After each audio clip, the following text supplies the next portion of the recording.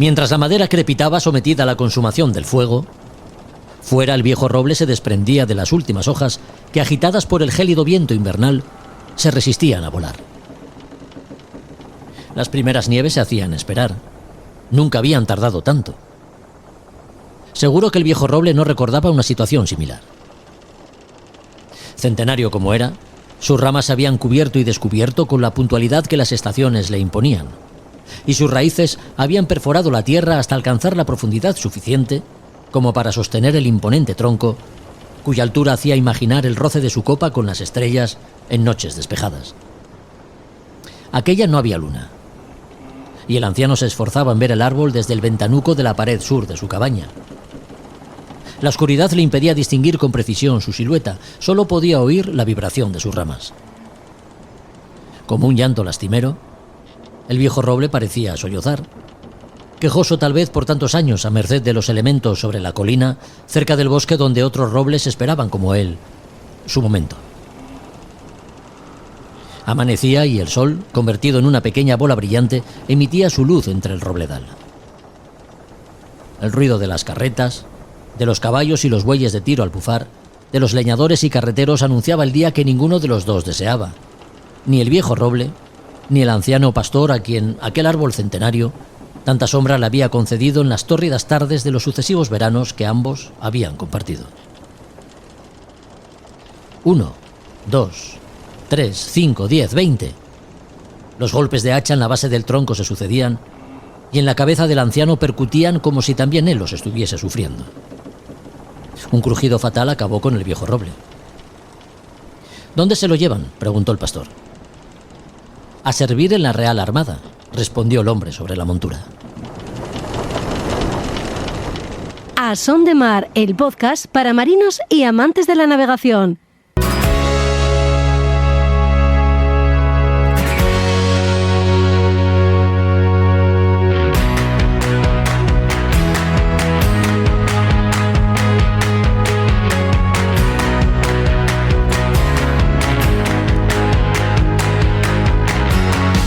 Hola a todos, ¿qué tal? Bienvenidos a otro podcast de A Son de Mar. El capítulo de hoy es especial. No contamos con las secciones habituales porque lo que contamos bien merece un episodio aparte. Hablamos de embarcaciones tradicionales y carpintería de ribera. De embarcaciones que desafían el paso del tiempo, que han escrito algunas de las páginas más épicas de la historia de la navegación y de las que aún hoy pueden emplearse para grandes retos a la altura de grandes navegantes. Por este podcast pasarán Didac Costa, que junto a Guillermo Cañardo tiene preparada su próxima aventura para enero de 2026, recorrer la Patagonia chilena a bordo de un patín catalán. Embarcación a vela con unas peculiaridades que pueden convertir esta aventura en un gran reto a todos los niveles, si atendemos a la complejidad geográfica del escenario austral. Por su parte, José Félix González Bijande, Pepe, de Astilleros Pacho, ya jubilado, recordará para nosotros sus tiempos mozos en la carpintería de ribera que regentó junto a su hermano. De sus manos salieron la mayoría de botes tradicionales que aún hoy navegan por la ría de Leo. De vela latina todavía siguen construyéndose con métodos tradicionales, gracias a la labor de su sobrino Martín González, quien mantiene viva la herencia recibida de sus antecesores en la construcción de barcos. Y no te pierdas el segundo tramo del programa, ¿eh? ¿Quieres saber cómo los balleneros vascos se hacían a la mar en el siglo XVI? ¿En qué barcos llegaban incluso a las costas de Terranova y Canadá?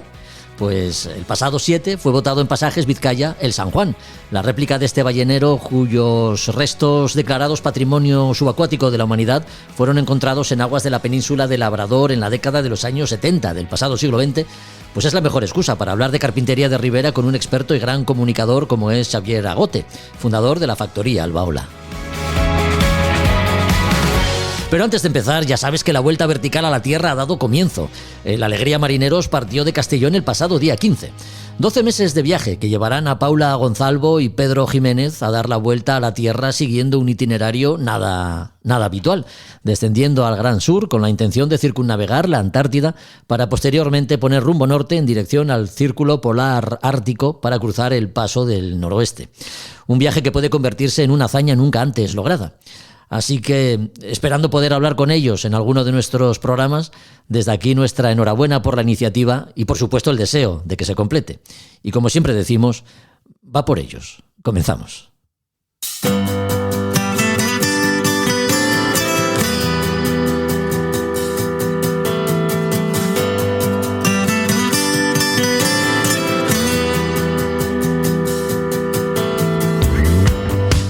1.600 millas de recorrido por uno de los escenarios más seductores para cualquiera que guste de la aventura y busque nuevos retos. Fiordos, ensenadas de una belleza apabullante, algunas al pie de glaciares milenarios, canales de agua transparente y pura, y condiciones meteorológicas cambiantes, con vientos fríos que por lo general soplan intensos y acelerados por la cordillera de los Andes, tan influyente en toda la zona. De Puerto Montt al norte a Puerto Williams, en el margen sur del canal de Beagle, dos aventureros, navegantes, que saben lo que es dar la vuelta al mundo, también en solitario en la Vendée, pondrán todo su saber y conocimiento al servicio de este desafío: recorrer la Patagonia chilena en patín a vela o patí catalán. Son Didac Costa y Guillermo Cañardo. Con Didac hablamos los próximos minutos. ¿Qué tal, Didac? ¿Cómo estás? Muy buenas. Hola, muy buenas. Muy bien. Imaginamos que todo preparado, con muchas ganas de salir y pues eso, ¿no? Con ganas de coger ya el billete de avión rumbo a Chile. Sí, con ganas. Ya llevamos un poco más de un año preparando este proyecto. Uh-huh. Y ahora, pues bueno, ya estamos casi al final de la preparación. El 28 de diciembre nos vamos para Chile y en pocos días pues ya esperamos empezar la travesía. Didac, sí que estamos con muchas ganas. ¿Sí? Muchas ganas. Didac, ¿de quién fue la idea de embarcarse en una aventura de estas características? La idea me surgió... la idea en sí hace bastantes años que lo pensé, sí. Porque yo hace unos 10 años hice una travesía así bastante larga por el Mediterráneo en patín. Uh-huh. Y siempre me quedó pues un buen recuerdo de lo que fue, porque para mí fue la primera vez que iba en patín y me gustó mucho esta idea de ir navegando durante el día y parar luego en los lugares que te encuentras, ¿no? Y a raíz de esta primera experiencia, pues bueno, siempre me quedó pues el gusanillo de probar otras cosas. Sí. Y bueno, y conociendo la Patagonia o la zona del sur, pues al investigar un poco pues cómo es el terreno ahí, que es una zona pues con muchos fiordos, con muchos canales, que es una zona pues muy inhóspita así, pues bueno, pues se me ocurrió la idea de intentar poder hacer lo mismo en patín, ¿no? Y bueno, pues hace cosa de un año, pues ya más concretamente lo planteé y pensé en Guillermo pues para poderlo hacer en doble, ¿no? Con dos patines y cada uno en un patín, y preparar el proyecto para ver si podíamos, pues si veíamos factible hacerlo, sí. Y a partir de ahí pues preparar pues todo lo necesario. Y si pensaste en Guillermo es porque consideraste que es el compañero idóneo para esta aventura, ¿no? Para esta travesía. Sí, la verdad es que sí. Primero, bueno, con Guillermo pues ya hemos navegado bastante, sí.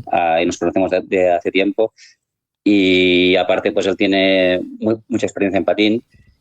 Y es una persona, pues bueno, que la verdad es que pues puedo confiar en todo, ¿no? Y yo creo que él conmigo también es una persona pues muy motivada, que es muy positiva, y creo pues que para hacer un proyecto así pues es la persona ideal, ¿no?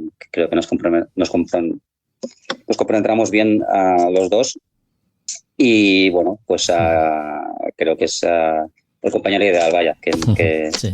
Que creo que no hay mejor compañero para encarar este reto. Sí, recordemos que Guillermo ya participó en la Ocean Grove Race de 2023 a bordo del White Shadow, y que es médico de formación y profesión, lo cual tampoco está nada mal, ¿no? Confiar en la travesía en un compañero de sus características. No, y la verdad es que si es médico para mí es perfecto, además, claro. Porque si me pasa algo me va a cuidar. Ahí está, ese es el punto. Sí. Didac, ¿cómo empieza a diseñarse todo? Mapas, meteorología de la zona, por supuesto la embarcación. ¿En qué empezáis a trabajar primero? Sí, lo primero es una vez pues planteada la idea, es ver realmente si es factible, porque a priori pues el patín catalán o el patín a vela es una embarcación pues que es una embarcación costera de playa, sí. Para salidas así cortas, y la Patagonia pues es un lugar frío con condiciones complejas, que no hay prácticamente zonas habitadas. Uh-huh. Entonces hay que ver, bueno, o había que pensar realmente si esto era posible, ¿no? Entonces pues investigando pues el terreno, hablando con mucha gente también, y viendo sobre todo pues varias cosas, ¿no? Primero, si éramos capaces de tener pues la autonomía necesaria para hacer esto, porque tenemos que traer comida, tenemos que ser autónomos para para sobrellevar las averías o lo que nos pueda pasar, ¿no? Y también en la cuestión del recorrido, ¿no? Si tenemos lugares para refugiarnos, para parar a cada día. Y a raíz de esto, pues bueno, pues hemos investigado pues mucho el recorrido, ver las zonas más complejas, hacer cálculos de comida, ¿no? De días de navegación, si realmente hay tiempo o no hay tiempo, cuánto tiempo es necesario para llegar a un punto a otro. Y todo este proceso pues es lo que hemos estado trabajando este tiempo, ¿no? Ya. Y bueno, a partir de este estudio o de este trabajo, pues nuestra conclusión es que es posible hacerlo, ¿no? Así que es verdad que es algo que no se ha hecho y que, bueno, pues que también entiendo que puede haber dudas, pero la verdad es que nosotros queremos que se pueda hacer y para eso pues estamos preparándolo. Claro. Vuestra experiencia en travesías oceánicas, Didac, la tuya con la participación en 2 Vendée Globe y otras muchas, como la Barcelona World Race o la Transat 2011, y en el caso de Guillermo, ya decíamos, en la Ocean Globe Race en 2023, ¿hasta qué punto estas experiencias son de ayuda en una aventura tan diferente como es recorrer la Patagonia chilena en un patín a vela? Pues yo creo que es bastante ayuda. En realidad la navegación sí que es muy diferente. No tiene nada que ver un patín con un IMOCA o con un mini Transat o con un barco de vuelta al mundo como el que hizo Guillermo. Sí. Pero sí que a nivel de proyecto sí que la verdad es que es parecido. Es decir, tú tienes que hacer pues tus cálculos de logística, de comida, de preparación, ¿no? Y aparte de la parte más material, pues también hay una cuestión pues de ver, de saber que vas a estar pues casi 3 meses navegando, ¿no? Y bueno, pues eso, el hecho de haber hecho esto ya varias veces, pues te da la confianza de que sabes lo que es, ¿no? Sí. El hecho de cada día navegar varias horas y sin descanso, o sea, por la noche descansamos, pero es algo ininterrumpido, ¿no? Y bueno, creo que esto nos ayuda bastante, ¿no? Otra cosa es que la parte más nueva es la parte pues del patín, ¿no? De cómo se va a manejar en un lugar como la Patagonia, ¿no? Con la meteo que es más compleja. Pero este quizás es el punto más novedoso para nosotros, ¿no? Todo lo que sería la parte de proyecto en cuanto a proyecto de navegación largo, pues eso creo que nos da confianza haber hecho pues cosas parecidas en este sentido. Ya. Yo te llamo desde Asturias, tú estás en Cataluña, y el patín a vela, el patí catalán, es una embarcación bien conocida en el Mediterráneo, ¿no? Es un barco, digamos, tradicional. Aquí no se conoce tanto, y para quien no lo sepa, pues, bueno, es una especie de catamarán, ¿no? Para entendernos, de una sola vela, que no llega a los 6 metros de eslora, sin timón ni orza. ¿Cómo se gobierna una embarcación de estas características? Sí, el patín catalán es una embarcación muy curiosa, por decirlo así. La característica principal, como has dicho, es que no tiene timón, entonces para dirigir el barco lo haces con el peso del tripulante, con tu peso, moviéndote a proa y a popa, pues el barco pues se dirige pues más al viento o cae del viento, ¿no? Yeah. Entonces, esta es la forma de dirigirlo, ¿no? Esto tiene una ventaja, pues que el barco pues no tiene muy poca fricción en el agua, es un barco realmente muy rápido para la vela que tiene y el peso, o sea, es un barco rápido y además pues el hecho de no tener timón pues te ayuda mucho a lo que son pues las varadas, ¿no? De poder llegar a la playa o a un lugar con poco fondo, pues es un barco ideal, ¿no? Y bueno, es un barco que tiene una antigüedad de unos 100 años. Al principio era un barco que se hizo para ir a remo, pero luego se pensó en poner una vela y a partir de ahí pues se unificó un poco el diseño y desde hace ya pues mucho tiempo que es un barco pues que sobre todo, como decías, en Cataluña y también en algún sitio más pues es muy popular. Ya. Bueno, son muchos los aspectos que influyen, ¿no? Para llevarlo bien, como nos dices, y sobre todo donde uno quiere. Una buena preparación física, que será fundamental, movimientos del cuerpo y reparto adecuado del peso, que también es muy importante, y luego el buen trimado y orientación de la vela respecto al viento con el que naveguéis, ¿no? Bueno, digamos que es una embarcación de una complejidad a la altura del reto que vais a hacer. Sí, es exigente en este sentido porque tú tienes que moverte, ¿no? Yeah. No tienes que ir corriendo de arriba para abajo todo el rato, pero sí que tienes que estar pendiente del rumbo, ¿no? Además, pues en esta travesía pues iremos cargados, ¿no? Y esto es un plus de dificultad. Pero bueno, aunque parezca muy difícil, realmente el hecho de ir sin timón no es tan complicado. Una vez lo aprendes, se aprende bien, no es muy complicado. Para cualquier persona que navega a vela, pues puede llevar un patín en poco tiempo, lo aprende. Ya. Pero sí que el hecho de estar tantas horas navegando cada día, pues esto lo hace muy exigente, ¿no? Y durante semanas, pues hacer este tipo de navegación, pues eso sí que a nivel físico pues será un desgaste importante. Didac, ¿y cada patín a vela se prepara a gusto del tripulante o dos flotadores unidos por una plataforma y una vela es lo que hay y con eso hay que apañarse? No, o sea, el patín, como has dicho, es una especie de catamarán, ¿no? Que va unido por las bancadas, que se dice, que es que le dan la estructura. Sí. Entonces, pues nosotros vamos con 2 patines, cada uno llevará un patín y en la superficie del patín, pues ahí llevaremos pues los petates con el material necesario, ¿no? Entonces navegaremos en paralelo y bueno, y esto, navegaremos a la vista y cada uno en su patín. Ya. Esto es importante porque bueno, da un plus de seguridad, ¿no? El hecho de ir con 2 patines, pues en caso de que pasara algo, pues siempre tenemos el otro, ¿no? Qué bueno. Navegaréis, ya decimos, la Patagonia chilena de norte a sur. Será el mes de enero, ¿no? Cuando se desarrolle, digamos, cuando sea el inicio de esta travesía, de esta aventura. ¿Qué régimen de vientos tenéis? Imagino que eso lo tendréis ya también estudiado y navegando en aguas, digamos, interiores como en las que vais a navegar, que son aparentemente, siempre entre comillas, aguas un poco más tranquilas. Estas son las condiciones ideales para una embarcación de estas características. Sí, está claro que el patín no es para navegar en aguas abiertas.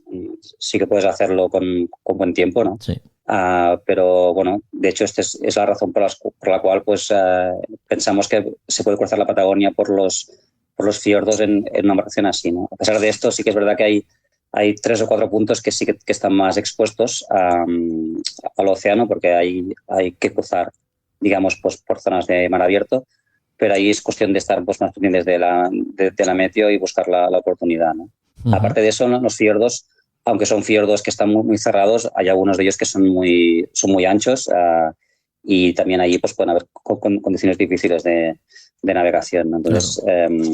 La meteorología es un aspecto complejo allí porque es una zona también muy montañosa y en todo el recorrido pues habrá que estar muy atento, ¿no?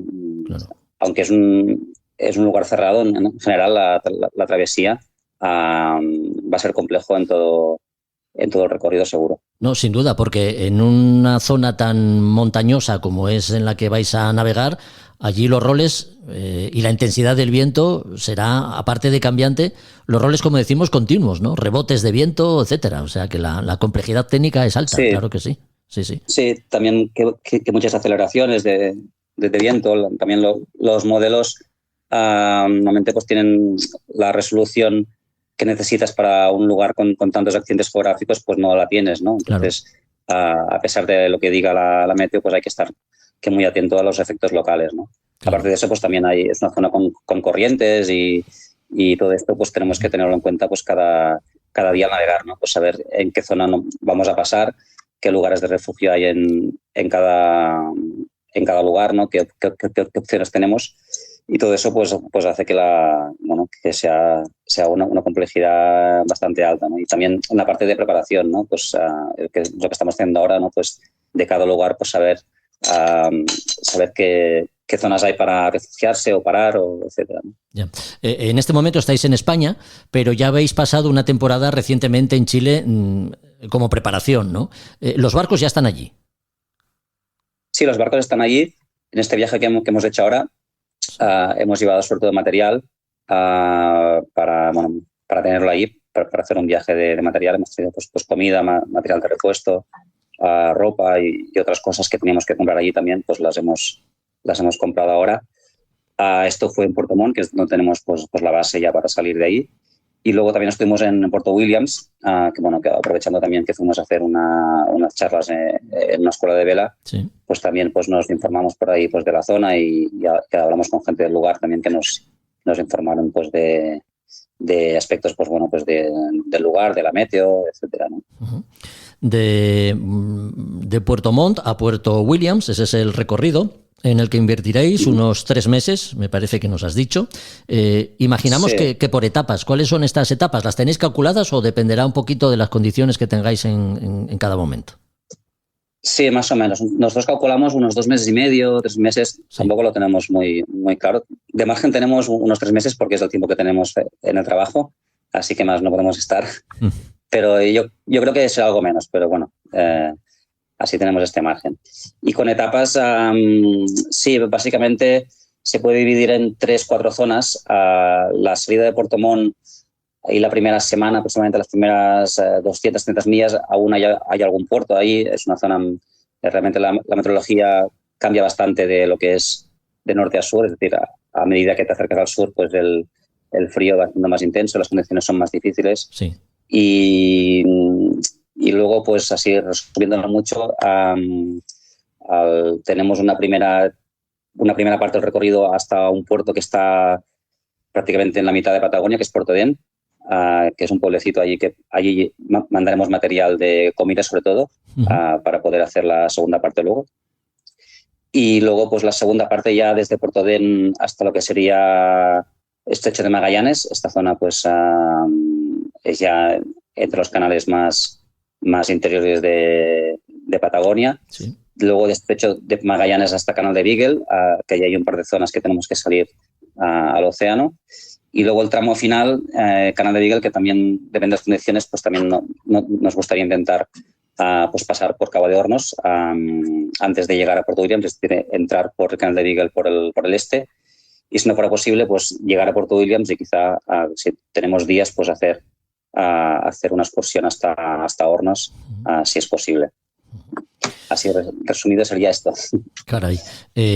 Cabo de Hornos, si eso se llega a hacer, pues es un reto, vamos, de unas características enormes, ¿no? Sobre todo haciéndolo en una embarcación que está pensada para el mar Mediterráneo, ¿no? Y vais a un escenario completamente diferente. Sí, de todas formas, el planteamiento de la travesía, Sí. Desde el principio fue la travesía de Patagonia, desde Puerto Montt a Puerto Williams. Lo que pasa que, bueno, Cabo de Hornos, pues tú ya sabrás, ¿no?, que es un lugar mítico y que tiene pues su simbolismo. Sí, sí, sí. Y al final, si estamos ahí, de lo que se trata es tener una buena ventana de meteo y entonces pues sí que tienes la oportunidad de cruzarlo, ¿no? Claro. Que la verdad pues es una cosa que me haría ilusión, ¿no? Pero realmente a mí el objetivo de la travesía de la expedición es cruzar la Patagonia con el patín, y hay un montón de zonas inhóspitas y realmente el lugar es increíble ya de por sí, sin el Cabo de Hornos. Sí, pero sí. bueno, es como la guindilla, ¿no? Si hay la posibilidad, pero en realidad para mí pues el objetivo está más que cumplido si llegamos a Puerto Williams. Sí. Bueno, si alguien quiere hacerse una idea del escenario sobre el que vais o en el que vais a navegar, yo recomiendo una serie de episodios que se emiten en YouTube de una pareja francesa que ha navegado precisamente por la Patagonia chilena, ¿no? Se titula algo así como Around Patagonia, o son 7 capítulos en los que no se habla, solo hay música e imagen, pero desde luego el entorno es apabullante, es espectacular, es una auténtica maravilla. Para Chile os iréis el día 28 de diciembre, me parece. ¿Cuándo tenéis previsto empezar el viaje por la Patagonia? En realidad, a los pocos días, porque las embarcaciones están casi a punto. Sí. Nosotros salimos el 28, llegaremos ahí el 29 y calculamos, si no hay nada raro, en un par o 3 de días ya poder salir, si la meteo está aceptable, porque al fin y al cabo pues será cuestión de repasar bien el material, que todo esté listo. Y bueno, nuestro objetivo es poder estar ya en fin de año, pues estarían navegando, ¿no? ¿Os podremos seguir? ¿Tenéis algún tipo de track o tenéis algo pensado para poder hacer un seguimiento? Sí, nosotros llevaremos comunicación, llevaremos un Starlink de estos portátiles. Ajá. Entonces, en la medida posible, pues iremos mandando cosas. Tampoco creo que sea una cosa muy intensa, pero sí que nos apetece pues ir contando, ¿no? Y ir mandando fotos y vídeos, ¿no? Porque, como has dicho, ¿no? Es un lugar que vale la pena enseñar. Lo que no sé la frecuencia ni realmente la intensidad con la que haremos, ¿no? Pero sí que nos gustaría explicar el proyecto y poco a poco pues ir explicando lo que nos pasa y eso, ¿no? El track en concreto no sé si será en tiempo real o no, pero eso, bueno, sí que iremos mandando un poco de información, ¿no? Muy bien, pues esperamos tener suerte y si nos lo permitís, quién sabe, a lo mejor podemos tener alguna comunicación con vosotros, casi en directo, ¿no? En medio de la Patagonia chilena. Sí, la verdad es que estaremos más o menos disponibles, ¿no? Si no nos fallan los aparatos electrónicos, Sí. sea así, yo creo que será posible, porque aparte pues, de la antena que te comentaba, pues también llevaremos un teléfono y bueno, pues depende también del tema de la carga eléctrica y así, pero sí. Si no hay nada extraño, pues podemos estar disponibles y ir contando. Genial. Bueno, pues Didac Costa, Guillermo Cañardo, ya decíamos, navegantes, aventureros que se han decidido nada más y nada menos que a recorrer la Patagonia chilena en patín catalán, en patín a vela.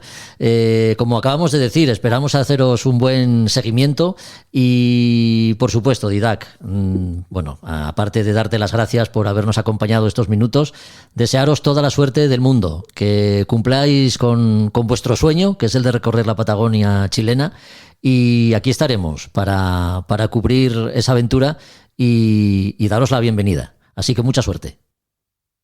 Muchas gracias, Jorge. Ya os iremos contando. Un abrazo.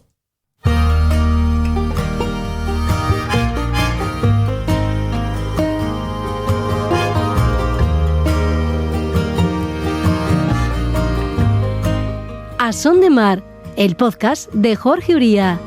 How do I say goodbye?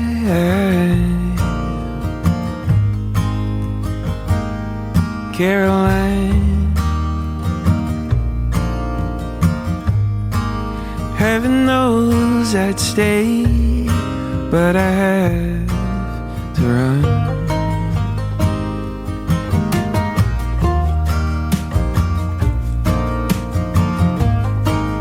Here calling my name,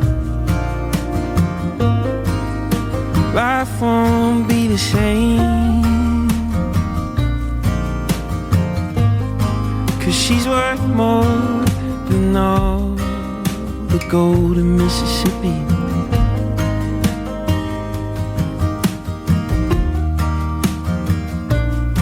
So I'm leaving now. Don't know if I'll come back around. I'm going out to find her now, even if I bleed on the pavement. Caroline, I'm leaving now.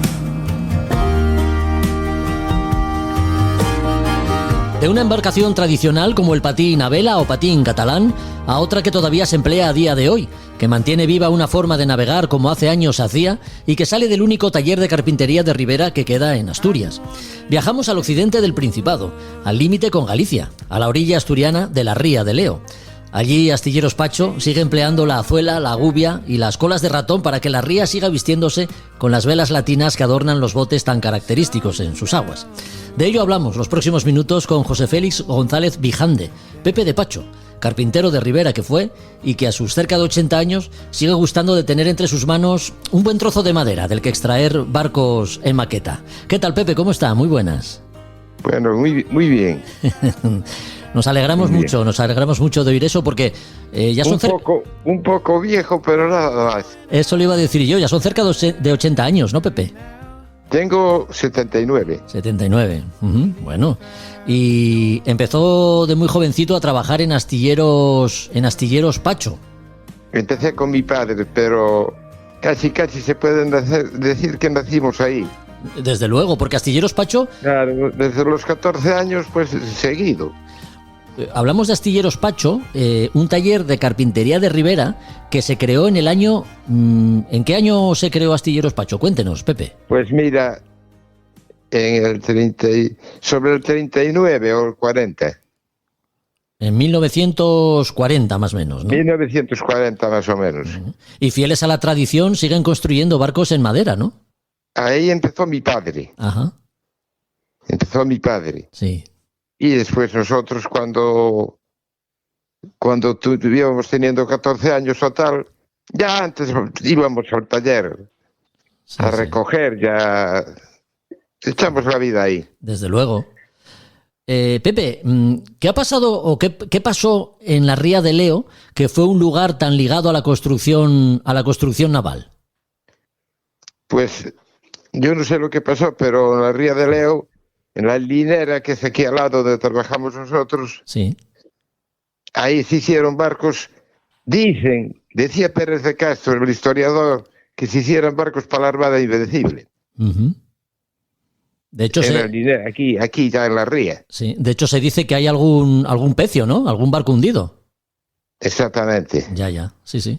La Ría Y de Leo, después, sí, Gondán, pues ya ves lo que hizo. desde luego. Ujú. Y más que hubiera. Ya. Ujú. La pujanza económica que vivió la Ría desde el siglo XVIII, podríamos decir, ¿no? Hizo que la proyección y fabricación de barcos fuese especialmente importante. Más o menos. Sí. Pepe, ¿cuál era el ritmo de trabajo cuando usted trabajaba en el astillero?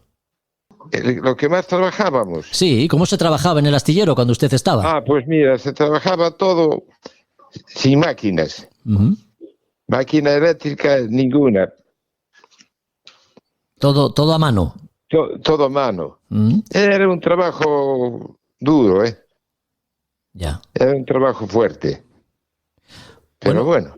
Su sobrino, Martín, que es quien sigue con el astillero, alguna máquina tendrá, pero imagino que el trabajo manual seguirá siendo muy importante en un astillero de Ribera, ¿no? Sí, pero por ejemplo Martín y Sí. nosotros últimamente teníamos mucha maquinaria. Entonces era diferente, cambió mucho el trabajo. De los años 40 a los, qué sé yo, Sí. de los años 40 para aquí, Sí. en los años 60 y 70 y por ahí ya se empezó con maquinaria y ya era otro trabajo mucho más llevadero. Ya. Ujú. ¿Hay algún barco que recuerde con especial cariño de los que construyó, Pepe? Vamos a ver, cariño les tienes a todos, Sí. pero lo que pasa que de los primeros que hicimos nosotros hace los años de un porrón de ellos, Sí. te acuerdas de casi todos. Ujú. Y cariño, pues, oye, les tienes a todos. Ya. Ujú. ¿Qué pasa? Que eso pasa como me dicen a mí con las maquetas. ¿Cuál maqueta le quieres más? Pues, yo qué sé, porque esta me gusta mucho, pero esta otra Ya. tiene esto de sentimental o esta otra tiene lo otro. Porque de No sé astilleros... si me estás entendiendo. Sí, totalmente. Porque de astilleros, Pacho, salieron muchos barcos pesqueros, ¿no? Sí, hasta hace 25 o 30 años lo que se hacía era todo para pesca. Ya. Que después cambió y ahora mismo, hoy día, lo que se hace es el recreo todo. Claro, Lista séptima. claro. Es otra clase de trabajo.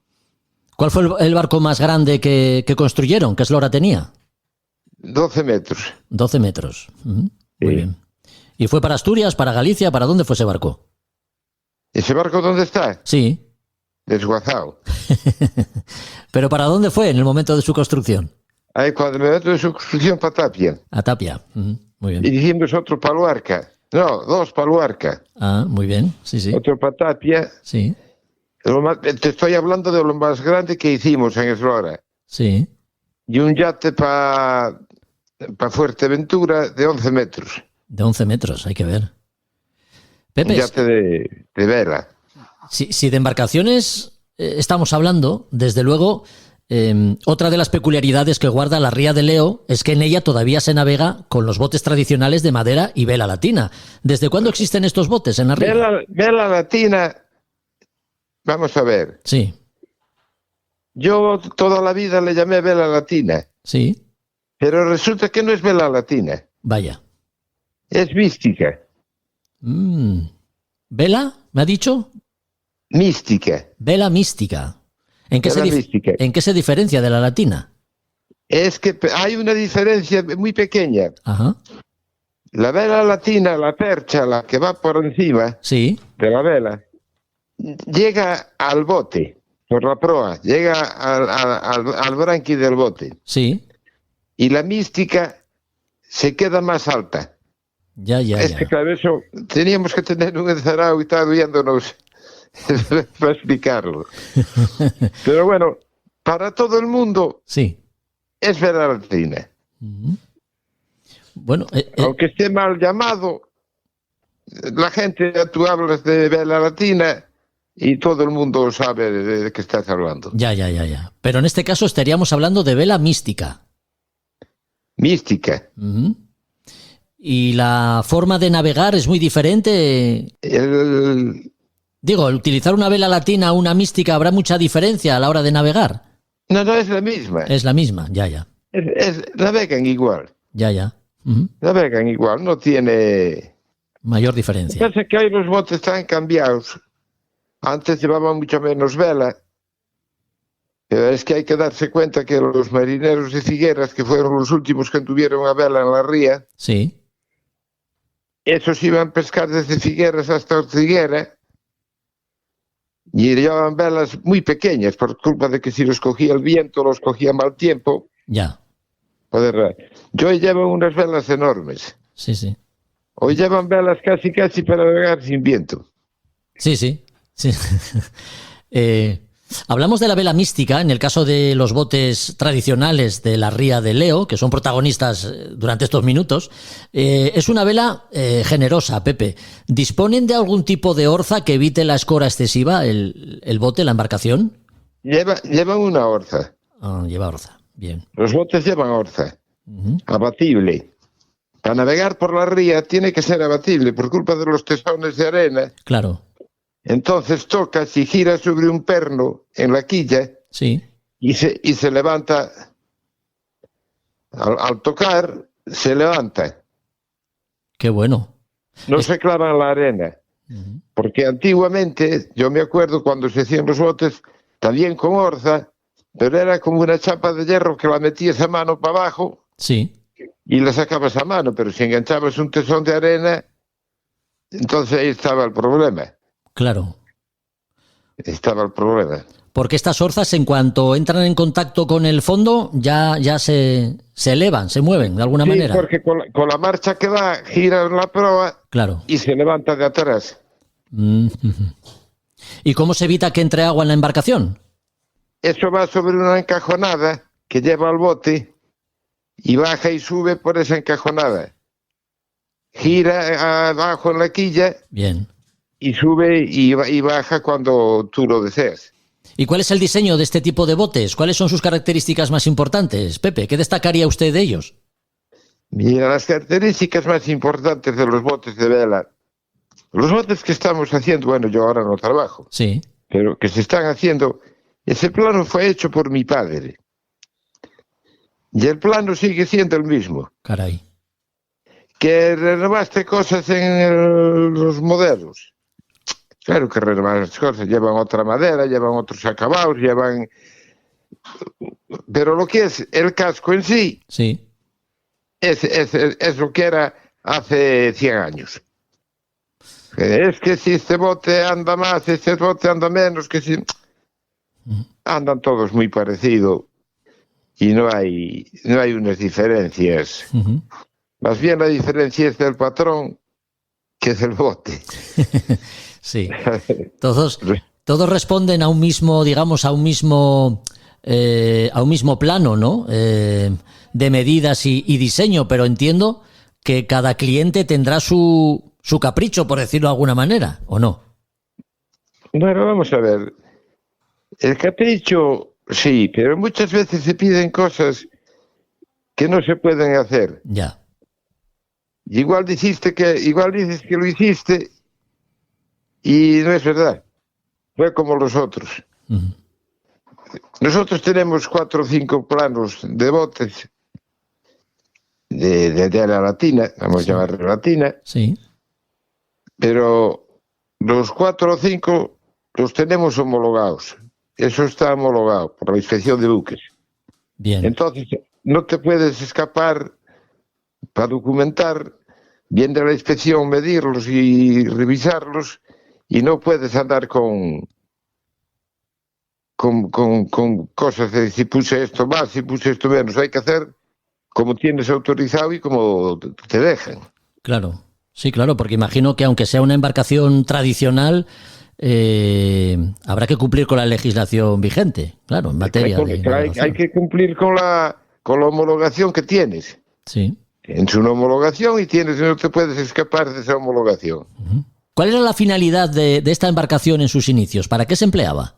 ¿Para qué se lleva? ¿Para qué se usa? ¿Para qué se usaba antes? Sí. Antes, Sí. para ir a pescar. Para ir a pescar. Los marineros de Figueras fueron los últimos que anduvieron a vela. Y los del pasaje de Castropol, los que pasaban en la lancha de Ribadeo a Castropol o la inversa. Entonces, era para lo que se usaba. Para pescar. Ya. Y los de Figueras todavía les hicimos lanchas de motor, pero también llevaban vela. Eran motoveleros.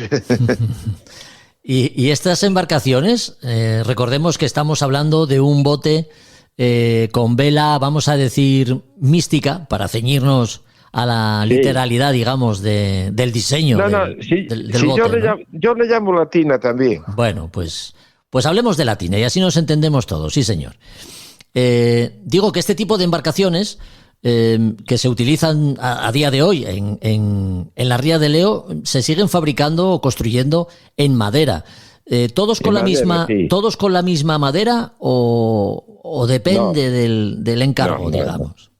No. Ajá. Vamos a ver. La madera aquí se construyó hasta hace muchos años Sí, en pino. Pino de aquí, pino gallego. sí. Que le llaman pino gallego, pero que donde somos nosotros es asturiano, no es gallego. Sí. Asturgallego, entonces, digamos. Pino asturgallego. Ese pino Sí. se hacía con eso y las cuadernas, o sea, las costillas, diríamos, en roble. Sí. Y hoy se construye con cuadernas de roble, las costillas, Sí.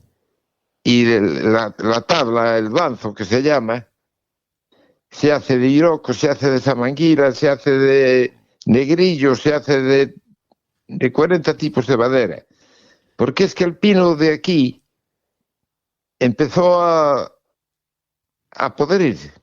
Y entonces se dejó de hacer en pino y se pasó a otras maderas tropicales que parece que aguantan más. Ahora vamos a ver.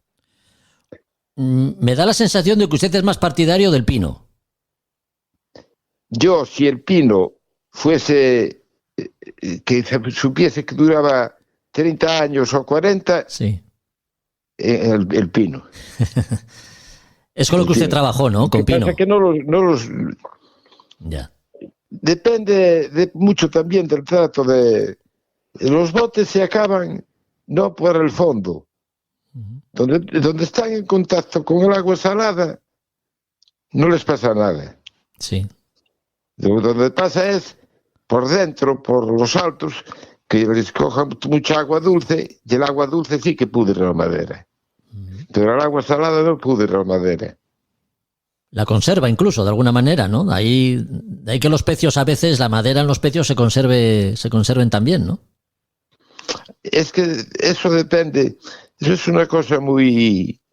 Es para estudiarlo a esta gente que sabe tanto de maderas y de montes y de estas cosas. Sí. A mí me decía un señor que era... Bueno, no sé qué, pero era de esto de maderas. Y me decía que, por ejemplo, los montes antes cogían el celecho todo y estaban limpios. Y ahora la madera, el pino, no cogen los montes y está con sombra y sin darle el aire ni nada, mucho tiempo. Y que por eso que pudre la madera. Ahora, eso es una teoría. Vete tú a saber si es eso o si es otra. Ya. Lo que sí se sabe es que ahora el pino dura menos que duraba. ¿Las embarcaciones que usted construyó, las que salieron de sus manos, fueron todas en pino? ¿En pino? Sí. No. Yo los últimos 30 años trabajamos todo con madera de fuera, con Iroko, con Jatoba, con toda esa madera. Ya. El que fueron las cuadernas en roble. Eso sí. Eso sigue siendo así, ¿no? Roble que hay que ir a buscarlo a los oscos y se encuentra mal, porque tiene que ser torcido. Ya. Tiene que tener la forma de la embarcación, de la cuaderna que vas a hacer. Pepe, usted tiene casi 80 años, 79 nos ha dicho antes. Sí. Pero no deja de construir con sus manos, ¿no? En su casa ha recreado un museo de maquetas de barcos hechas por usted. Sí. Tengo 110. 110. ¿Y sigue dedicando tiempo al maquetismo? Yo sigo dedicando tiempo porque yo aquí empecé a hacer maquetas hace más de 50 años. Qué bueno. Hice todas. Yo tengo hechas todas las que hicimos, todos los modelos que hay en la ría. Y después hice modelos que hicimos para Vigo, para Santander, para Tarragona, para Gerona, para un montón de sitios. Sí. Y también las hice. Yo ahora mismo estoy haciendo pues con planos franceses e ingleses. Qué bueno. Porque esos tienen mucha tradición de marinos y estoy haciendo de vela. Pero vamos a ver, yo no soy un maquetista, ¿eh?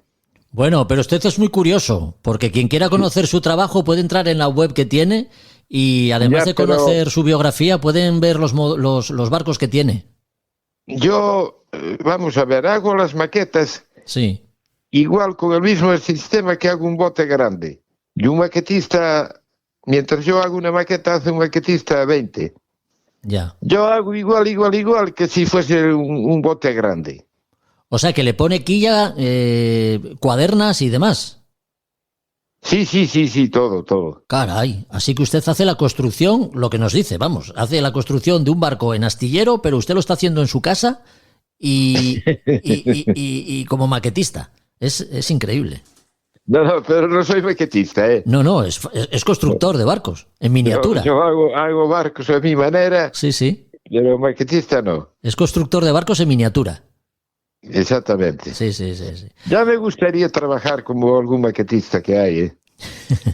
Pues los hay buenísimos. Sí, pues a lo mejor esos maquetistas opinan lo contrario. Prefieren conocerle a usted y ver cómo trabaja. Uy, pues ya sabes dónde estoy, ¿no sabes dónde vivo? Está ahí en Castropol, ¿no? Cerca de Castropol. Sí. ¿No vienes nada a Castropol? Sí, bueno, de hecho, el Castropol, el Esquilo, Ribadeo, toda esa zona sí que la conozco, sí. ¿En el Esquilo? Sí, en el Esquilo tienen el astillero o ya no está en el Esquilo. No. No lo tienen. El Esquilo es donde tenemos nosotros el taller. Eso es, donde tiene el taller, efectivamente. Donde trabaja su sobrino, ¿no? Exactamente. Sí, lo sé. Es 1 kilómetro antes de llegar a Castropol. Pues, Pepe, me lo voy a apuntar porque seguro que le hago una visita. Bueno, no sé. Sí, espere por mí que seguro que le hago una visita en los próximos días. Porque esto que me ha contado es muy interesante. Y seguro que a nuestros oyentes también les gusta oírlo. Aquí tú preguntas por Pacho. Sí.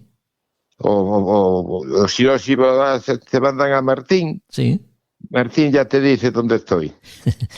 Pues... Porque eso lo tengo en casa. Pues me lo apunto y desde aquí nuestra más sincera enhorabuena, Pepe, por seguir tan activo y tan lúcido como está. Muy bien. Un fuerte abrazo, cuídese. Igualmente, hasta cuando quieras.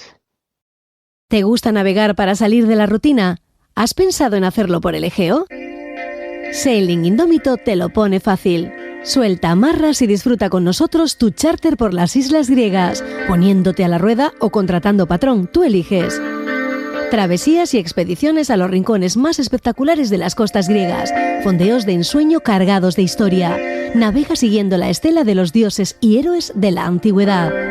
Deja en tierra la cotidianidad. Sailing Indómito, aventuras de mar por destinos de fantasía hechas a medida. El Mediterráneo siempre está ahí. Desde la antigüedad ha sido el escenario de batallas navales, intercambios comerciales y la navegación por placer que podemos disfrutar a día de hoy gracias a los servicios que ofrece Sailing Indómito. Javier Manso, ¿cómo estás? Muy buenas. ¿Qué tal, Jorge? Muy buenas. Javier, parece que para el verano de 2026 falta mucho, pero está ahí y el tiempo corre más de la cuenta, sobre todo cuando deseamos navegar por Grecia, porque como uno no se espabile, pues no encuentra alguno de los barcos que Sailing Indómito puede poner a su disposición. Pues sí, como bien has dicho, el tiempo corre o más bien vuela. Sí, sí. Realmente estamos ya, cerrando ya más o menos la mitad de la temporada del año que viene. Fíjate toda la gente que ya se ha preocupado un poco de reservar su barco, pero bueno, y seguimos todavía con mucho trabajo, así que yo insisto que los que sigan pendientes con la idea de querer hacer un charter el año que viene por las islas griegas, alquilar el barco o incluso apuntarse a una de nuestras expediciones, que llame ya, que consulte, porque se van acabando los barcos y la disponibilidad en semanas. Uh-huh. Las islas griegas y en concreto a mí me gustaría destacar, si me lo permites, el Golfo Sarónico, un espacio ideal sobre todo para esas personas que, no voy a decir que se inician, porque siempre uno va con cierta experiencia a navegar por esas aguas, ¿no? Pero sí para que se vaya soltando en este tipo de viajes. Sí, por supuesto. A ver, el espacio principal en el que desarrollamos los charter y nuestras expediciones son en el Golfo Sarónico, ya que es un espacio que, como bien has conocido, pues ofrece muchísimos sitios de resguardo, muchísimos sitios que visitar, con muchísima historia y unos paisajes inigualables. Uh-huh. Pero a su vez también se puede ofrecer o se ofrecen de igual manera los charter para las Islas Cícladas, que son las que están al lado, al este de Atenas. Uh-huh. Muy importante a tener en cuenta es la primera semana de septiembre del año que viene, porque en esa primera semana hay la posibilidad de navegar contigo y Tomás Ruiz en unas travesías, digamos que de formación y sobre todo con muy buen rollo, muy buen ambiente a bordo, ¿no? Correcto. Ya lanzamos hace un par de semanas la primera expedición, ya se han cubierto la mayoría de las plazas, pero seguimos recibiendo llamadas y sí, digo lo mismo que con el charter. Uh-huh. Toda la gente que estéis interesados en querer viajar, aprender a navegar, mejorar vuestras habilidades, conocer la zona y sobre todo también disfrutar del descanso, que no es todo tan académico, sino que también tiene su punto de lúdico, uh-huh. Que nos llamen, que consulten las plazas y las fechas. Sacaremos alguna expedición más, pero se acaba. Sí, desde luego, vaya que sí se acaban. Además de estos servicios, de este navegar por aguas griegas que podemos disfrutar con vosotros, con Sailing Indómito, también ofrecéis la posibilidad de hacer navegaciones de formación no reglada, pero en esta ocasión por las Islas Baleares. Correcto.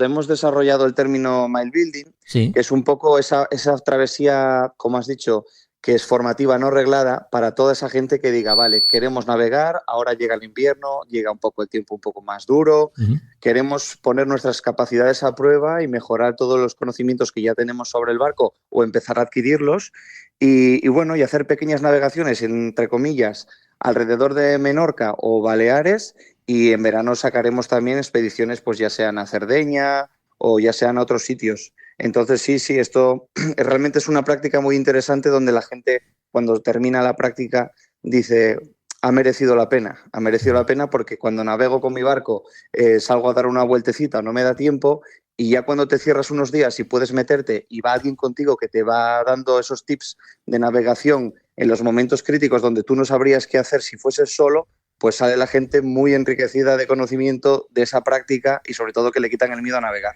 Sí. Entonces está dando muy buen resultado y es un producto que sacamos ahora otra vez a relucir, al igual que hacemos en el norte con Náutica Puerto Gris, pues ahora aquí en el Mediterráneo. Travesías cortas de 2 días, 3 días, 4 días por las Baleares o incluso un poco más allá, por el Mediterráneo entero. Nos gusta mucho navegar. Si lo queremos hacer con la seguridad que ofrecéis en Sailing Indómito, ¿cómo nos podemos poner en contacto con vosotros, Javi. Pues nada, podéis contactar con nosotros a través de nuestro Instagram, info@sailingindomito.es, o el número de teléfono 614 45 58 59. Ahí podéis consultarnos cualquier duda, poneros en contacto con nosotros, preguntar las travesías y las expediciones que tenemos programadas y mucho más. Bueno, pues tomamos nota para ponernos en contacto con vosotros y poder disfrutar de cualquiera de vuestros servicios. Así que muchas gracias por la compañía una vez más, Javi, y hasta el próximo episodio. Muchas gracias a ti, Jorge. Un abrazo. Hasta luego. Náutica Puerto Gris y Sailing Indómito, experiencias náuticas. Suelta amarras con nosotros, charters exclusivos, nos adaptamos a tus necesidades. Nuestros barcos te ofrecerán la seguridad y confortabilidad que buscas. Consulta nuestros servicios en nuestras web nauticapuertogris.com y sailingindómito.es. Visita nuestros perfiles en Facebook e Instagram y haz tuyas nuestras aventuras. Náutica Puerto Gris y Sailing Indómito, profesionalidad, experiencia y ganas de compartir.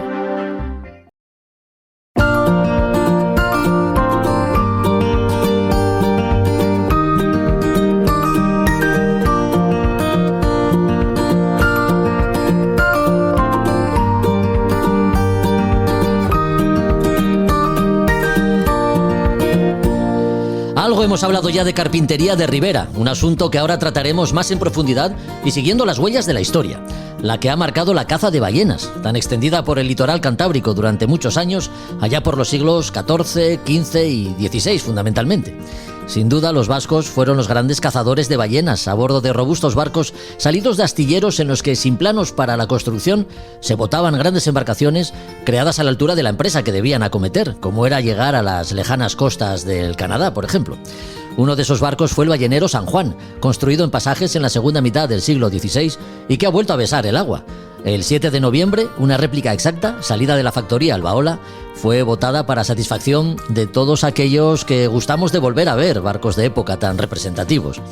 Hablamos de ello y de la carpintería de ribera con Xavier Agote, carpintero y artesano, fundador de Albaola y, ¿por qué no decirlo?, probablemente la persona que el pasado día 7 más disfrutó viendo flotar el nuevo San Juan. ¿Qué tal, Xavier? ¿Cómo estás? Muy buenas. Pues estoy muy bien, Jorge, estoy muy contento. La verdad es que fue un día glorioso, ¿no? El de la botadura, ¿no? Entonces me llevé una gran alegría. No podía ser de otra forma. Oye, Xavier, francamente, no me resulta fácil presentarte. Artesano, carpintero de ribera, remero que llegó a cruzar el Atlántico, por tanto deportista, navegante, no sé si hombre de mar. ¿Cómo te defines? Bueno, lo cierto es que el mar es el elemento donde más a gusto me he encontrado siempre, ¿no? Ya desde pequeño, eso es lo que me llevó a decidir aprender el oficio, porque bueno, no es algo que yo heredé, ¿no? De casa. Fue una decisión, quise construir los barcos de madera que nadie quería, porque fui testigo de su rápida desaparición y era un universo que me entusiasmaba, ¿no? Entonces, bueno, ya desde muy joven emprendí ese camino, ¿no? El de recuperar el patrimonio marítimo del País Vasco. Uh-huh. Y bueno, siempre interactuando mucho con el medio, efectivamente, pues he navegado bastante, navego siempre que puedo. Me gusta navegar en embarcaciones de época, las embarcaciones que ahora ya construimos en Albaola desde hace años también, fundamentalmente, ¿no? Sí. Reviviendo embarcaciones ligadas a nuestra identidad cultural, que desaparecieron y que estamos reconstruyendo, como la San Juan y muchas otras embarcaciones. Y lo cierto es que sí, me gusta también remar, remamos mucho en el País Vasco. Y sí, una vez me dio por cruzar el Atlántico a remo hace ya muchos años. Y bueno, sí, me gusta explorar el mar en todas sus vertientes, ¿no? Si podemos decir. Sí, eres un hombre de mar, por tanto. Oye, pongámonos en situación. Siglo XVI, como carpintero de ribera, ¿alguna vez has recreado en tu mente cómo debían ser las jornadas de trabajo en aquellos astilleros, Xavier? Sí, muchísimas veces. Muchas veces he recreado lo que sería un astillero en el País Vasco en el siglo XVI, porque claro, solemos recordar o dar a conocer, mejor dicho tal vez, que el País Vasco fue el lugar donde se desarrolló la tecnología oceánica más puntera. del Renacimiento, ¿no? Es algo muy, muy importante. Es la gran, junto con la caza de la ballena, es la gran especialidad de la costa vasca, es la construcción de embarcaciones oceánicas, embarcaciones cuya ingeniería fue ideada aquí principalmente, ¿no? Entonces, estamos hablando de un mundo sumamente importante. Desafortunadamente, perdimos completamente la memoria de esa grandeza, ¿no? Y lo que pretendemos desde Albaola es recuperarla, es recuperar las claves identitarias más importantes de lo que hemos sido los vascos a lo largo de los siglos, y esa identidad nos lleva estrechamente a un vínculo muy estrecho con el mar y los océanos, indudablemente. Ya. Desde muy joven, por tanto, has sentido la atracción y el interés por los barcos de época y las técnicas desarrolladas para su construcción, ¿no? Hasta llegar al ballenero San Juan, ¿hubo algún otro barco que te hubiese gustado conocer o reproducir? Bueno, vamos a ver, nosotros abordamos la historia marítima del País Vasco a través de la recuperación de la tecnología que hizo posible esa historia, ¿no? Principalmente los barcos, ¿no? Y cantidad de oficios asociados y la propia navegación también, ¿no? Uh-huh. En ese sentido, hay barcos icónicos. Para mí el más icónico es el San Juan, por lo que representa tanto en aquella época, es una época absolutamente especial y única, ¿no? A nivel, me refiero a la escala de la historia marítima universal. Sí. Los vascos escribieron un capítulo único, ¿no? El de la caza de la ballena, ya no solamente aquí, sino en lugares tan remotos como Terranova, Noruega, Islandia y otros lugares, ¿no? Pero ahí también hay un barco que a mí me llama mucho la atención, y es la propia nao Victoria, por ejemplo, ¿no? La primera embarcación que dio la vuelta al mundo, que protagonizada obviamente por Juan Sebastián Elcano, ¿no? Pero lo que mucha gente no sabe es que es una embarcación de Ondarroa, ¿no? Es una embarcación vasca, Sí. Y bueno, es una embarcación que a mí sí me gustaría construir. Además, es una embarcación contemporánea casi de la nao San Juan, solo que es una embarcación muchísimo más pequeña.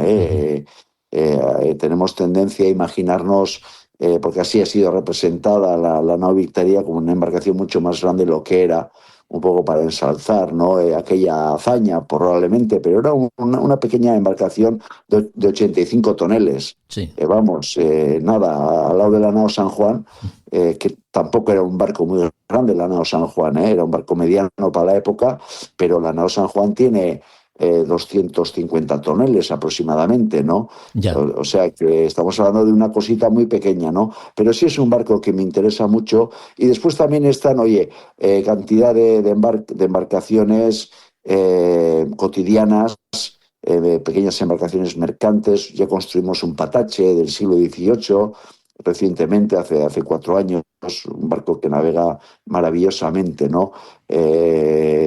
Y después también, pues bueno, ahí están las embarcaciones de la Real Compañía Guipuzcoana de Caracas, por ejemplo, que fueron muchas de ellas diseñadas por el que fue el más grande de todos los ingenieros navales de su época, que revolucionó los diseños navales oceánicos, que fue Antonio Gastañeta, el Mutricuarra, ¿no? Un fuera de serie, ¿no? Revolucionó la ciencia de la navegación, algo inaudito, ¿no? Muy poca gente conoce a Gastañeta. Ya. Bueno, como vemos, un extenso catálogo de embarcaciones, unas que se han diseñado y creado ya, otras que están pues para hacer en un futuro. De todas formas, hablemos del San Juan, Xavier, unos 20 metros de eslora, algo más de 7 de manga, y cuya finalidad era la caza de ballenas. ¿Cuándo y cómo tienes noticias de su existencia? Sí, es una embarcación que de punta a punta tiene casi 28 metros, eso es. Y tiene una manga de 7,5 Sí. De manga. Y bueno, era un barco, vamos a ver, es un barco mercante transoceánico que fue usado en el contexto ballenero. Sí. Eso hay que aclararlo, porque este tipo de barcos también se ocupaba de otros menesteres. Pero sí que tiene las características de la navegación transoceánica, porque tiene unas modificaciones que están relacionadas con la caza de la ballena. Entonces, es un barco que es único en todos sentidos, todas sus vertientes son extraordinarias. Ya viniendo a la actualidad, ¿no? Por ejemplo, este es un barco que fue descubierto gracias a que la historiadora Selma Huxley, una canadiense, encontró una documentación que indicaba con mucha precisión dónde fue hundido el barco, ¿no?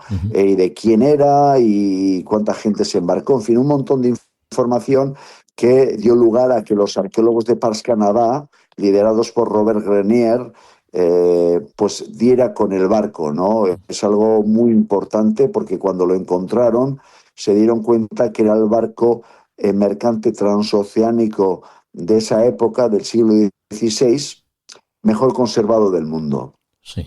Entonces, a partir de ese momento, el gobierno de Canadá, la agencia Parcs Canada, que tiene ese departamento de arqueología subacuática, decide dedicarle una investigación innovadora sin ningún precedente, es decir, le dedican 30 años de investigación a este barco porque ellos entienden que este barco encierra también las claves del inicio de la historia moderna de Canadá, ni más ni menos. Entonces estamos ante un hito en el ámbito científico donde incluso la UNESCO adopta al San Juan como emblema del patrimonio subacuático de la humanidad. Es decir, este barco nuestro representa a ese patrimonio hundido de interés histórico que encontramos diseminado en todos los mares del mundo. Caray, como para no hacer una réplica, ¿no? De ahí os viene la idea, entiendo. Claro, hombre, sí. Claro, es que la excepcionalidad del barco,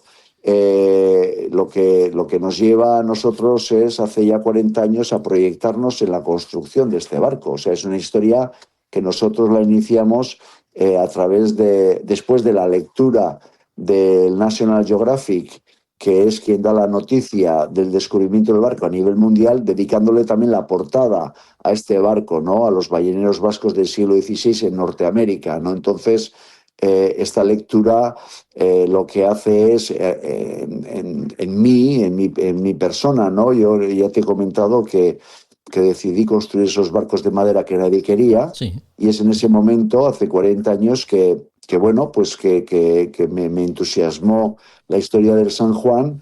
Y bueno, pues empecé a proyectarme para poder construir el San Juan, pero para eso obviamente hacía falta crear un contexto que no existía, es decir, estamos hablando de que habíamos perdido ya todo el conocimiento relacionado con la carpintería ribera, el conocimiento de cómo eran estos barcos en aquella época.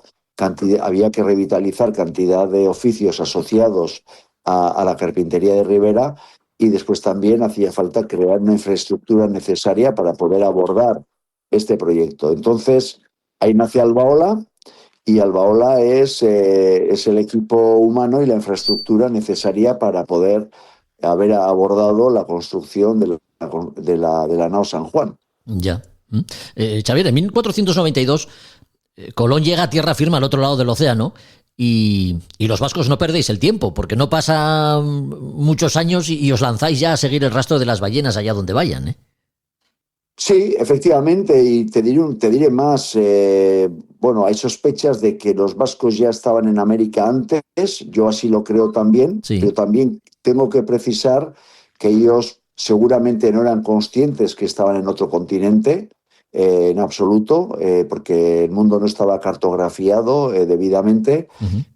A ellos tampoco les importaría estar en un lugar que se llama América. Todavía no llevaba ese nombre, pero me refiero a que ellos lo que buscaban eran pesquerías en el contexto ártico, y ellos, pues seguramente para ellos Terranova, Labrador, toda esa zona era ese contexto ártico, pero que estaba más al oeste, ¿no? Que otros lugares que ya conocían como Islandia o Noruega, etcétera, ¿no? Sí, sí. Para ellos no era más que la zona donde podían cazar ballenas, ni más ni menos. Efectivamente, sí. Y también pescaban bacalao en esa zona, ¿eh? Los vascos han han pescado mucho bacalao. Teniendo en cuenta este contexto, desde luego el conocimiento y dominio de las técnicas de construcción de barcos que se tenía en la costa cantábrica y más concretamente en la vasca, hablamos tras el descubrimiento de América, hace que de los astilleros salgan barcos, digamos que de gran envergadura y solidez, ¿no? Bueno, de hecho, te precisaré que los vascos destacaron en esa actividad. Es decir, además de lo que es la especialidad de la caza a la ballena, que lo desarrollaban en exclusividad, me estoy refiriendo a escala industrial, nadie más cazaba ballenas a una escala industrial y la distribuía por los mercados europeos en exclusividad como hacían nuestros antepasados, sino que además se especializaron en la construcción de los barcos oceánicos más punteros. O sea, es decir, aquí no había nada más que robledales y minas de hierro, ¿no? Y la energía para procesarla. La combinación del mar, el hierro y la madera llevó a la gente de aquí a especializarse en la construcción de barcos oceánicos, ya incluso en la Edad Media, aunque igual no llegaban hasta América, pero ellos ya tenían embarcaciones que eran óptimas para navegar en el Océano Atlántico. América es descubierta, entonces ya la tecnología oceánica vasca estaba ya lista para dar ese salto, ¿no? Americano, ya estaba todo ya muy maduro, ¿no? De hecho, hablamos de barcos que, si no estoy equivocado, primero se emplean para campañas oceánicas como la caza de la ballena y luego pasan a formar parte de las flotas de Indias, ¿no? Bueno, efectivamente, es una de las características de la flota de Terranova, sí. Que como allí, digamos, el mar es muy duro, los barcos envejecían bastante rápidamente y entonces los últimos, al cabo de unos 5 años, 5 campañas aproximadamente, según han calculado los especialistas, después estos barcos por lo general se solían vender en Sevilla para la carrera de Indias. Ahí se reforzaban un poco, pero entendiendo que la carrera de Indias era un recorrido oceánico mucho más suave, más tranquilo, ¿no? Que las duras aguas de Terranova, ¿no? Entonces ahí se les daba un uso de unos cuantos años más.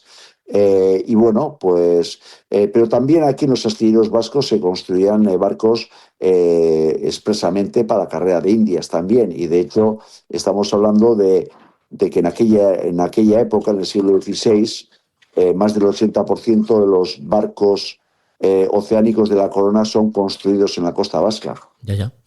La construcción del San Juan, por ejemplo, imaginamos que sigue los estándares de la época en cuanto a materiales y técnicas constructivas, ¿no? ¿Qué maderas se emplearon en su construcción y qué otros materiales usaron, pues, para las velas, los cabos, etcétera?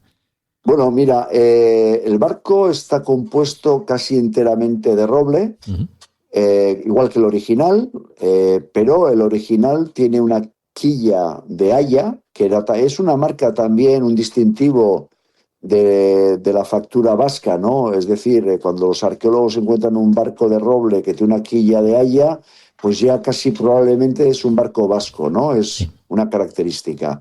Y después tiene en la sobreestructura y en la parte muy arriba, tiene unas maderas y unas tablas más livianas que ya están elaboradas en conífera, ¿no? En abeto principalmente. El San Juan y el resto de barcos de la época pues eran fruto del trabajo en un astillero de Ribera, ¿no? ¿Cuántos profesionales trabajaban en su construcción? Porque cuando hablamos de carpintería de Ribera está la figura del carpintero, que es central, ¿no? Pero no es la única, ni mucho menos. No, en absoluto. Es decir, estaba compuesto de gremios muy especializados. Y además cada carpintero pues le tocaba realizar, cada equipo de carpinteros tenían tareas especializadas dentro del proceso de construcción del barco, ¿no? Entonces estamos hablando de cientos de personas y de diferentes gremios que participaban de sol a sol en la construcción de estos barcos, ¿no? Había una actividad febril, ¿no? Esto era un hervidero de astilleros, donde, es cierto que Pasaia destacó muchísimo porque precisamente era el único puerto del litoral vasco que no se llenaba de arena. Hay que recordar que, por ejemplo, Hoy día el puerto principal vasco es el de Bilbao, ¿no? Sí. Pero eso es desde que hace algo más de 100 años fue intervenido por la ingeniería, pero es que previamente la barra de arena de Portugalete pues muchas veces impedía el acceso de la navegación. Sí. Con lo cual, Pasaia era el único puerto exento de ese problema, y aquí se desarrolló una industria naval muy, muy potente, y de aquí zarpaban las principales expediciones balleneras a Terranova. Pues ya decimos, el ballenero San Juan, siglo XVI, vuelve a ser una realidad. ¿Para qué se va a emplear la réplica que habéis construido en Albaola, Xavier? Bueno, mientras el barco no navegue va a ser visitable. De hecho, ahora está en una zona técnica en el puerto de Pasaia. Va a pasar ahí parte del invierno, pero lo que queremos es a principios de primavera tenerlo abierto al gran público, porque nuestros visitantes durante estos años de construcción lo han podido observar y admirar desde el exterior, pero ahora podrán acceder dentro del barco, dentro de su entraña, de poder discernir pues toda su estructura, y además también estará equipado, ¿no? Iremos equipando el barco con los elementos con los que los equipaban para ir a Terranova, ¿no? Como los calderos de cobre para fundir la grasa de la ballena, barricas que tienen unas características de época diferentes a las actuales, chalupas balleneras, en fin, herramientas, arpones. Vamos a elaborar todos los elementos que elaboraban en aquel entonces, y con la idea de que de vez en cuando este barco navegue, y la gran navegación que realizará será en 2027 rumbo a Canadá. Dentro de año y medio queremos hacer esa travesía por primera vez a bordo de una réplica auténtica, exacta a la original, un barco desprovisto de motorización, un barco que va a navegar por sus propios medios, y bueno, va a ser muy interesante porque nos permitirá realizar una navegación que llamamos nosotros arqueonavegación. Qué es bueno. decir, de aprender del barco, ¿no? De ser rigurosos y de comprender cómo eran las técnicas de navegación de hace 500 años.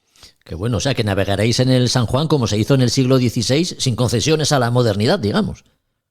Efectivamente, sin ningún tipo de comodidad, todo será tal cual, y bueno, pues esa es una vivencia que nos permitirá entender pues cómo se desarrolló nuestra historia marítima, ¿no?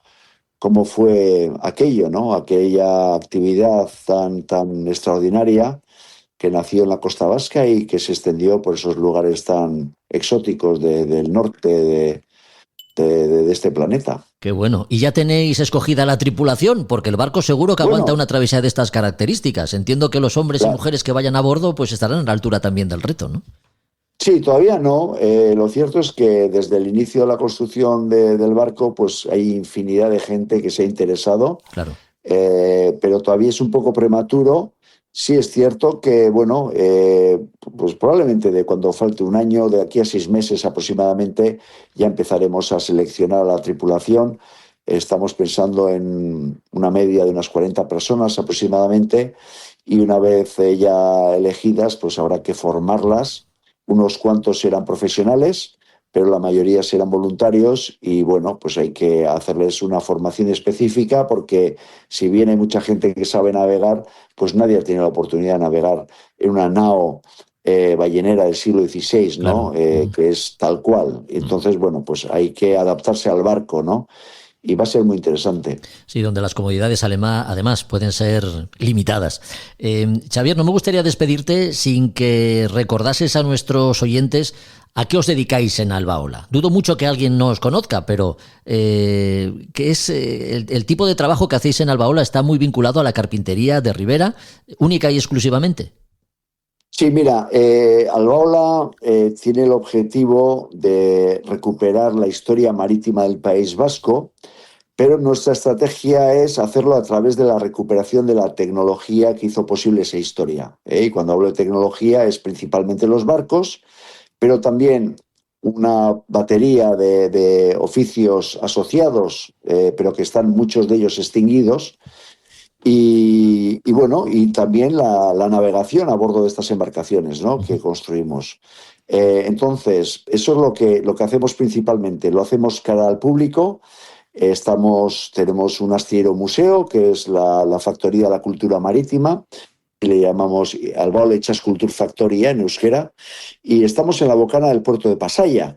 Entonces, abiertos al público, y ahora, mientras el San Juan está en el agua y será visitable pues dentro de poco, mientras tanto y dentro de escasas semanas, pues volveremos a abrir la factoría, que ahora está cerrada al gran público, porque estamos cambiando de proyecto y tenemos la intención dentro de muy poquito de abrir de nuevo las puertas para presentar el nuevo proyecto, que es la restauración de un barco que no tiene nada que ver con esta historia que os he contado, sí, sino que es un barco atunero del siglo XX, es el último barco atunero del puerto donostiarra, el Ocencillo, así se llama, tiene un nombre así un poco exótico, ¿verdad? Pero es el último atunero de madera que pescaba utilizando las técnicas de la cafea. Es decir, tanqueo, la pesca tanqueo. Sí, la pesca de túnidos, pero en movimiento, utilizando perchales, a diferencia de la técnica que también es muy buena, muy interesante, que es la que reemplazó a esta técnica representada por el Ocencio, que es la de la pesca con cebo vivo, ¿no?, que es la que hoy día está vigente en la costa vasca, pero el Ocencio es el último eslabón de una técnica que sobrevivió a los últimos atuneros a vela de finales del siglo XIX, y que fue adoptada por unos barcos motorizados, y el último ejemplo, como he dicho, es el Ocencillo, el barco que vamos a restaurar y que representa toda una historia atunera fantástica. Tendremos una exposición también muy didáctica que yo creo que va a interesar mucho al gran público. Es un proyecto que va a durar aproximadamente un año. Pondremos en valor lo que es la pesca selectiva de calidad, que es del País Vasco y del Cantábrico en toda su extensión, sí, que es una de los rasgos de identidad de lo que es la pesca sostenible, ¿no? Y que te aporta un producto de grandísima calidad, ¿no?, a la mesa.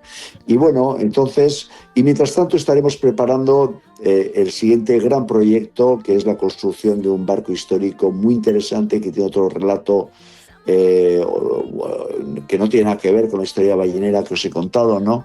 Porque lo que queremos es abordar la historia marítima, bueno, en todas las vertientes posibles, dar a entender que hay una gran diversidad en lo que es la historia marítima, porque bueno, tenemos pesca, tenemos caza de ballena, comercio, guerra, tenemos, vamos, un sinfín de temáticas, ¿no? Sí. Bueno, pues recordemos, desde el pasado 7 de noviembre, el ballenero San Juan del siglo XVI vuelve a estar entre nosotros, para que de momento sea visitado por el gran público.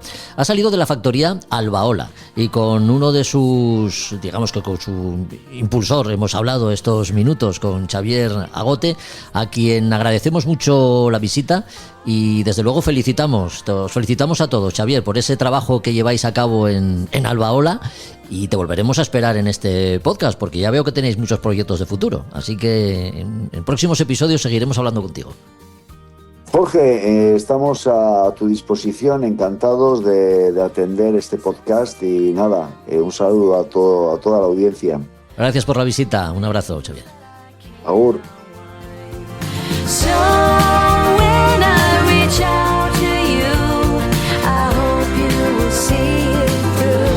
Pues hasta aquí otro podcast de A Son de Mar. Ya sabes que volvemos en 15 días para sumergirnos en esos temas de contenido náutico que tanto nos gustan. Hasta entonces, si te han gustado lo que hemos dicho, los temas que hemos tratado en este capítulo, puedes compartirlos en cualquiera de las plataformas que emplees para escucharlos, y seguirnos en Instagram y Facebook, además de en la página www.podcastasondemar.com. Recuerda que puedes anunciarte con nosotros, pídenos información y llega a tus clientes empleando A Son de Mar como plataforma para la venta de tus productos y servicios, y deja tus comentarios sobre lo que te ha parecido este capítulo. En 2 semanas nos escuchamos. Hasta entonces, adiós.